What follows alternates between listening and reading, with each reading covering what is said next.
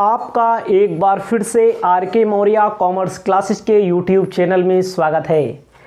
आज की इस क्लास में आपको बताएंगे कोश प्रवाह विवरण, फंड फ्लो स्टेटमेंट वाला चैप्टर, जिसमें आपके पेपर में एक प्रश्न जरूर पूछेगा न्यूमेरिकल। कभी कभी एक थ्योरिकल पूछ लेता है, एक न्यूमेरिकल भी पूछ लेता है। शुरुआत करते हैं। जितना मैं आपको बताता हूँ उतना आप समझते चलिए। इसको अपनी कॉपी में 100% मैंने जैसे लिखा है ऐसे ही नोट्स के रूप में जरूर लिखें। क्या बोल रहा है प्रश्न, क्या बोल रहा है चैप्टर का नाम? चैप्टर का नाम है कोश प्रवाह विवरण। कोश का मतलब होता है कैश से। कोश को इंग्लिश में फंड कहते हैं। कोश का मतलब होता है कैश, रुपया, वित्तीय संसाधन, फंड। प्रवाह का मतलब होता है रुपए का आना और रुपए का जाना। विवरण का मतलब होता है रुपए के आने जाने से संबंधित एक विवरण तैयार किया जाता है, जिसे कोश प्रवाह विवरण कहा जाता है। तो आपको पेपर में आ से पूछता है तो आपको क्या लिखना है? मैंने लिखा है, हमको सब याद है।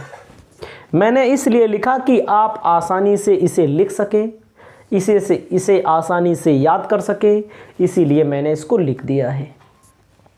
तो शुरुआत करते हैं। कोश प्रवाह विवरण का आशय क्या होता है? कोश प्रवाह विवरण किसी व्यवसाय के जो कोश का मतलब रुपया, वित्तीय संसाधन। कोश प्रवाह विवरण किसी व्यवसाय के वित्तीय विवरणों के विश्लेषण व निर्वचन की एक महत्वपूर्ण तकनीक है। जो कोश प्रवाह विवरण होता है किसी भी व्यवसाय के वित्तीय विवरण का मतलब होता है फाइनेंशियल स्टेटमेंट, जिसे हम लोग बैलेंस शीट कहते हैं। क्या कहते हैं? Balance sheet. बैलेंस शीट का विश्लेषण करता है, निर्वचन करता है, उसी की एक महत्वपूर्ण तकनीक है, एक महत्वपूर्ण टेक्निक है, जिसमें दो वित्तीय अवधियों के मध्य व्यवसाय में कोषों के मध्य परिवर्तन की राशि और उस परिवर्तन के कारणों का विश्लेषण किया जाता है, जिसके अंतर्गत दो फाइनेंशियल ईयर के वित्तीय विवरण यानी कि फाइनेंशियल स्टेटमेंट यानी कि बैलेंस शीट दी रहेगी। दो फाइनेंशियल ईयर कोई भी हो सकता है, वो क्वेश्चन में मिलेगा। बैलेंस शीट दी रहेगी यानी कि फाइनेंशियल स्टेटमेंट दिया रहेगा। उसके मध्य, उन दोनों के मध्य अगर कोई परिवर्तन हुआ है, परिवर्तन क्यों हुआ है, परिवर्तन किन कारणों से हुआ है, उसी का विश्लेषण किया जाता है, उसी को एनालिसिस किया जाता है। एक बार फिर से समझ लीजिए, अपने दिमाग में सेट कीजिए। कोष का आशय कैश से होता है, रोकड़ा से होता है। प्रवाह का आशय पैसा आता भी है, पैसा व्यवसाय से जाता भी है। इसीलिए दो वित्तीय अवधियों के मध्य, दो फाइनेंशियल स्टेटमेंट के मध्य क्या कोषों में अगर कोई परिवर्तन हुआ है, उसके कारणों को एनालिसिस यानी कि विश्लेषित किया जाता है। इस विश्लेषण के लिए जो विवरण तैयार किया जाता है, इस विश्लेषण के लिए एक विवरण तैयार किया जाएगा, उसे कोश प्रवाह विवरण कहते हैं। इसको आप अपने कॉपी में जरूर लिखिए। ना समझ में आए तो हमको बताइए। आप अपने दिमाग में इतना रखिए, कोष का आशय पैसे से है, प्रवाह का आशय आने व जाने से है। दो वित्तीय अवधि के मध्य, मतलब जो दो वित्तीय फाइनेंशियल ईयर के मध्य दो बैलेंस शीट दी रहेगी, उसकी तुलना की जाएगी।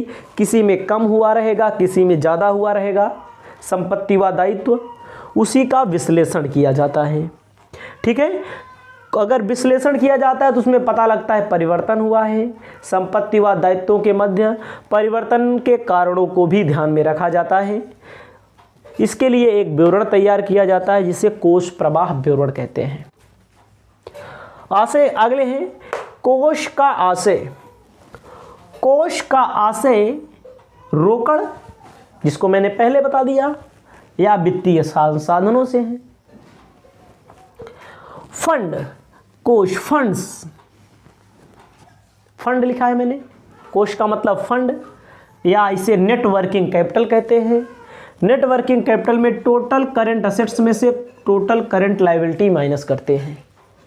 करंट असेट्स आपको याद होना चाहिए। करंट असेट्स किसे कहते हैं, करंट लायबिलिटीज किसे कहते हैं, यह चीज आपको याद होना बेहद महत्वपूर्ण है। अगर नहीं आता है तो मैं आपको बताऊंगा आने वाले क्वेश्चन में। करंट असेट्स और करंट लायबिलिटी बताऊंगा, वैसे भी मैं, आता है तब भी ठीक है, नहीं आता तब भी ठीक है। प्रवाह का आशय क्या होता है, मैंने ऊपर ही बता दिया। प्रवाह का आशय मतलब, प्रवाह का आशय आगमन। आगमन का मतलब इसमें अंतर्वाह और बहिर्वाह दोनों शामिल किया जाता है। अंतर्वाह मतलब कैश आएगा भी, बहिर्वाह का मतलब कैश जाएगा भी।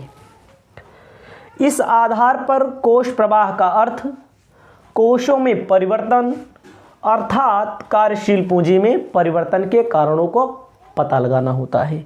कोष में परिवर्तन, पैसा आने व जाने में कोई अगर परिवर्तन हुआ है, कोई दिक्कतें हुई हैं, उसका पता लगाया जाता है। यदि कार्यशील पूंजी में वृद्धि होती है, वर्किंग कैपिटल में वृद्धि होती है, वर्किंग कैपिटल का formula total current assets minus total current liabilities, तो इसे कोषों का स्रोत कहा जाता है। अगर बढ़ गया, वर्किंग कैपिटल बढ़ गया, तो इसे क्या कहा जाता है, कोषों का स्रोत। इसका मतलब पैसा आया है। यदि कार्यशील पूंजी में कमी होती है तो इसे कहा जाता है कोषों का प्रयोग।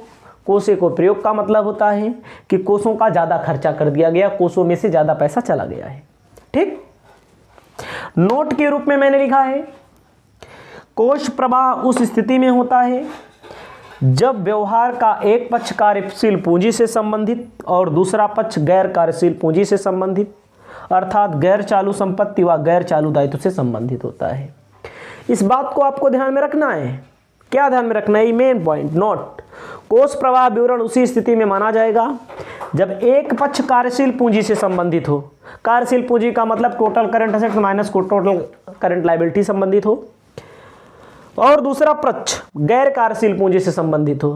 गैर कार्यशील पूंजी का मतलब कि टोटल करंट व टोटल करंट लायबिलिटी से संबंधित ना हो। अब आपको गैर चालू संपत्ति और गैर चालू दायित्व से संबंधित हो। आपको आगे देखना है। उदाहरण मैंने कुछ दिया, 3 उदाहरण मैंने दिए हैं। इसके बाद और भी उदाहरण आपको मिलेंगे, आपको चिंता करने की कोई जरूरत नहीं है। पहला उदाहरण, देनदारों से प्राप्त होने पर कोष प्रवाह नहीं होता है। अगर देनदारों से कोई राशि प्राप्त हो जाए, कोई पैसा प्राप्त हो जाए, तो कोष प्रवाह विवरण नहीं होता है, क्योंकि चालू संपत्ति यथावत रहती है।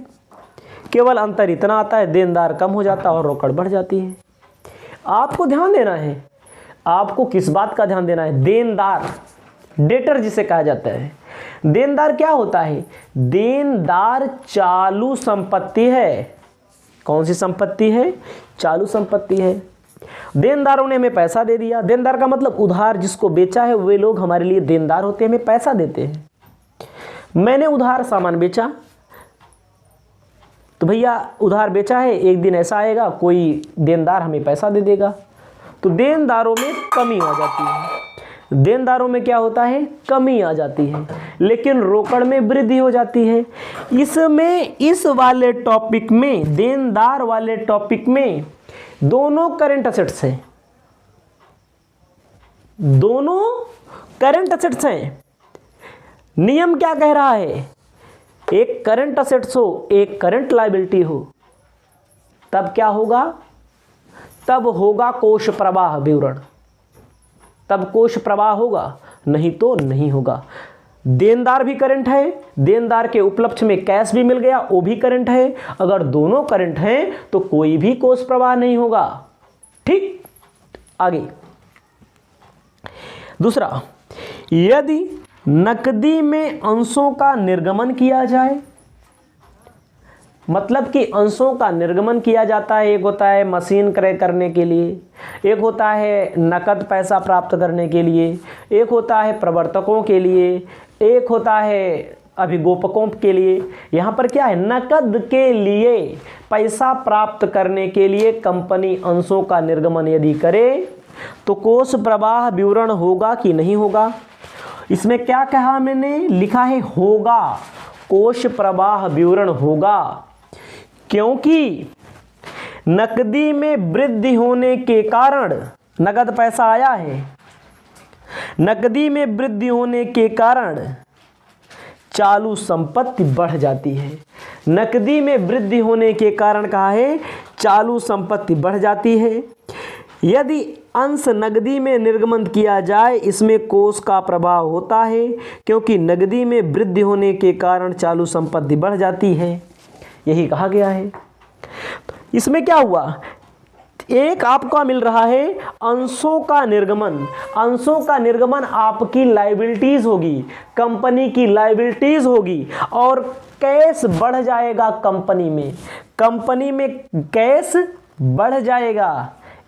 कंपनी में क्या हो जाएगा, कंपनी में कैश बढ़ जाएगा। एक तरफ लायबिलिटी हुई, देखो गैर चालू दायित्व होगा, ये एक तरफ चालू दायित्व हो जाएगा, जिसे current assets minus current liability होता है। एक तरफ लायबिलिटी होगी और एक तरफ असेट्स होगा, यहाँ पर आपका क्या हो जाएगा, होगा। अगला है मशीन क्रय के बदले अंशों का निर्गमन। कोष प्रवाह नहीं होगा, क्योंकि चालू संपत्ति व चालू दायित्व पर कोई प्रभाव नहीं पड़ रहा है। चालू संपत्ति या चालू दायित्व पर प्रभाव, दोनों में से एक पर प्रभाव तो जरूर पड़ना चाहिए, यहाँ पर ऐसा नहीं हो रहा है। पहले में नहीं होगा देनदार वाले में, क्योंकि चालू संपत्ति वही रहती है। दूसरे में प्रभाव बढ़ रहा है, पड़ रहा है, क्योंकि अंशों का निर्गमन होने से कैश बढ़ रहा है, तो होगा। मशीन के क्रय के बदले अंशों का निर्गमन, कोष प्रवाह विवरण नहीं होगा, क्योंकि चालू संपत्ति व चालू दायित्व पर कोई प्रभाव नहीं पड़ रहा है। इसके बाद हमारे पास और भी कुछ महत्वपूर्ण एग्जाम्पल हैं, जिसको हम आपको इसी में बताएंगे, इसी वीडियो के माध्यम से बताएंगे। पूरी वीडियो को जरूर देखिए, यहीं पर वीडियो को रोक करके पहले इसको लिख लीजिए, उसके बाद आगे बढ़िए। आपके सामने दूसरा टॉपिक आने वाला है, एग्जाम्पल अभी और आपको बताएंगे कब आपका कोष प्रवाह विवरण होगा, कब नहीं होगा।